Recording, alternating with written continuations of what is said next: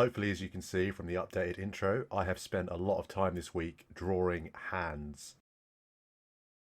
Towards the end of my last video, I mentioned a black and purple watch. The watch I was referring to was this, the Zodiac Super Sea Wolf.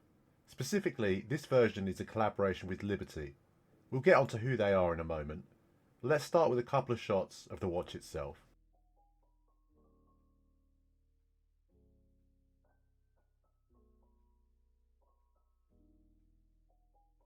If you're someone like me who's spent time browsing videos and images of the Super Sea Wolf, one of the first things you might notice about this version is that in terms of its colour, it's much more subdued than most. I like to think it has Black Panther vibes.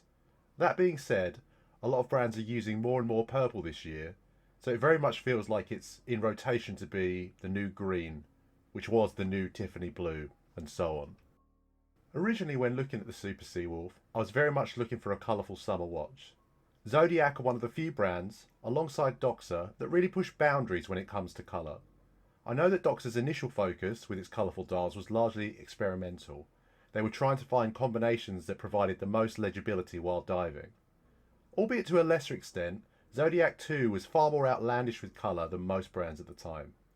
The original Sea Wolf, introduced at the 1953 Basel Fair, was the first dive watch to come with a rotating bezel, and came 1 year before Rolex debuted the Submariner at the same event. Throughout the 1960s, more colourful models were introduced into the Sea Wolf range, again with a focus on legibility. And during the 1970s, the Super Sea Wolf was born, and the design has changed very little since. Now though, the variety of colour combinations goes well beyond legibility. It provides a wide range of aesthetic options that gives Zodiac a real niche in the dive watch market.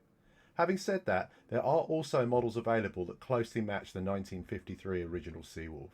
Despite being founded in 1882, as a brand, Zodiac went bust in 1997. It was bought out in 1998 and its production stripped down to bare bones, before being purchased by the Fossil Group in 2001. Although Fossil themselves can largely be seen as purveyors of fashion-style watches, actually it was a Fossil watch that was my first step into collecting. I'd been watching a video on YouTube about the tourbillon complication and decided that it was time to ditch the Apple Watch. That was always flat as I never remembered to charge it, and never updated as I'd got rid of my iPhone long ago, so it didn't even tell the correct time anymore. It was my first step away from quartz fashion watches and the Apple Watch, and it was this Fossil automatic. Now looking at it now, I have to be honest, I don't really like it. I don't like how bulky the strap is, I don't like the dial, I really don't like the dimensions, but I still keep it. I see this as my genesis in watch collecting. To be fair to it, I spent a long time staring at the balance wheel on this watch. It really did inspire me to get into collecting. It's perhaps briefly worth mentioning the collaborative part of this watch.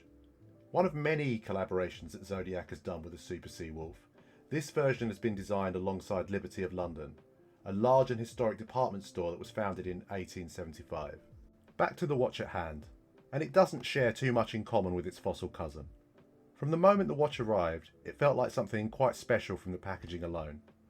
I must also say, it felt like a very good deal for the money. Last year, the final few Liberty watches were going for a huge discount on their retail price. I ummed and I ahed about it, and when I had made the decision to go for one, found that I'd been too indecisive and they were all gone.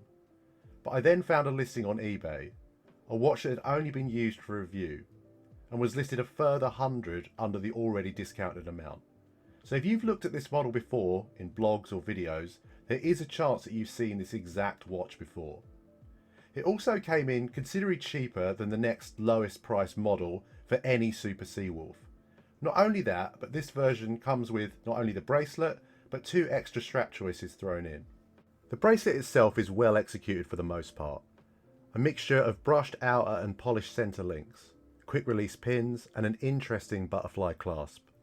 It doesn't have any micro adjust, as you probably expect, but it has built-in flex that makes it a lot more comfortable than some of its other counterparts.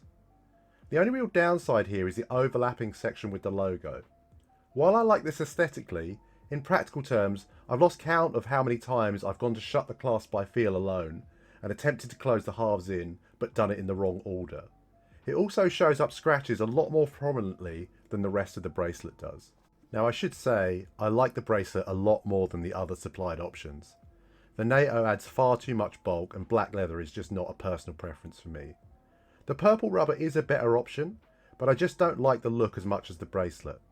And it's disappointing that it doesn't come with quick release, so swapping between the two is more of a chore and therefore just less likely to happen. The Liberty website mentions that this is actually the second collaboration with Zodiac, though I can't find any information online about the first.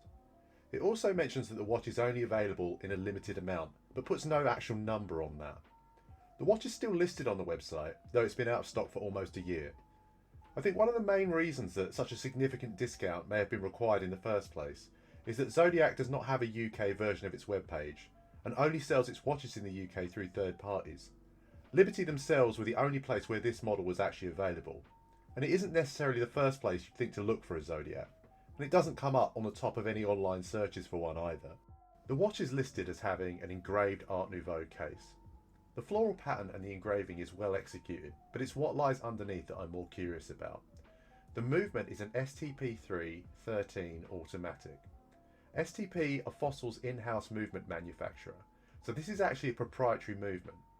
Its architecture is similar to that of an ETA, but has blued finishing on the screws, a swan neck regulator and a custom rotor. It's actually a very well presented movement, and I think I would have preferred an exhibition case back to see it over the floral pattern. As I mentioned, the bracelet has flex to it, so it's a comfortable watch to wear on wrist. The reflective bezel often catches the same light as the crystal, which can make it appear like a bit of a saucer at times, but its dimensions wear nicely on wrist. I think I would have preferred it slightly thinner, but you can't have everything. The crown of the watch is engraved with the Zodiac logo, but given its dome design, that could be an easy feature to miss. The dial has several different layers to it. The purple outer ring sits deeper than the rest of the dial, with the Zodiac logo and hour markers framed and sat slightly higher. It gives a nice sense of depth to the face of the watch. The simple handset for the hours and minutes is function over form, with the colourful purple second hand really standing out more as a result. I can't actually show it, but I think the lume on my particular watch might be defective. Only the minute hand and the lume pip on the bezel actually glow at all, and even then not to the extent that my camera can really pick it up. I can't find any information about this. I'm not sure those two features alone would be that helpful when diving, so for a tool watch I can only imagine that this is a defect. It doesn't really bother me though. I only wear this one with purple or black shirts to work anyway. I actually think going for the more restrained colour option here means that I've worn the Super Sea Wolf a lot more than I would have done if I opted for one of the colourful dials. But having said that, let's discuss some of the other options that are available. We'll start by having a look at some of those other collaborations that I mentioned earlier. There's a lot of them for the Super Sea Wolf range, and I want to talk a little bit more about the range in general and maybe highlight a few models that I think might be worth a closer look. We'll start with a pair of watches designed in collaboration with Worn and Wound, namely the Charcoal and the Laser Tag, and I would say that these are two of the busiest and most outlandish designs, which might be a little niche in terms of when and where you might wear them, but they're certainly the most fun designs of the Sea Wolf available. Then there's a collaboration with Watches.com, a Super Sea Wolf with a meteorite dial. The colour scheme here is much more restrained, and there's even an all grey version. By the nature of the material, each dial is going to be unique, and I have to say I really like this one. A meteorite dial is definitely something I'm looking to add to my collection. My only hesitation here is that if you get a very dark dial, the text, at least from the images available, looks as though it could have been done with being added in white. In the Super Sea Wolf 68 range, there is a collaboration with Andy Mann, a renowned underwater wildlife photographer. There are so many features of this watch that I really like.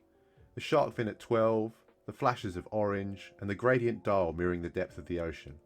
However, the 68 range is just not for me, and so this wouldn't be something I'd actually look to purchase. Then there's the Rowing Blazers collaboration, which uses an alternative handset featured on some models which I'm just not a fan of. Having said that, I have seen this particular model advertised at significant discounts throughout the year, despite its higher than usual RRP. My favourite collaboration is one that Zodiac put together with Ariel Adams, who is the founder of a blog to watch. Known as the Aquamarine Dream, if I were to have gone down the summer colour route, this would definitely have been my pick. It's based on the idea of swimming in the Bahamas, and that colour scheme is just perfect.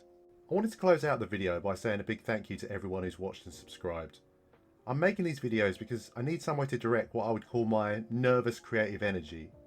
It's been really therapeutic for me personally, and I can't believe how many people have watched these videos or gone a step further and subscribed. I work full time, so I can't promise to upload to any kind of consistent schedule, but I'll definitely keep making these videos.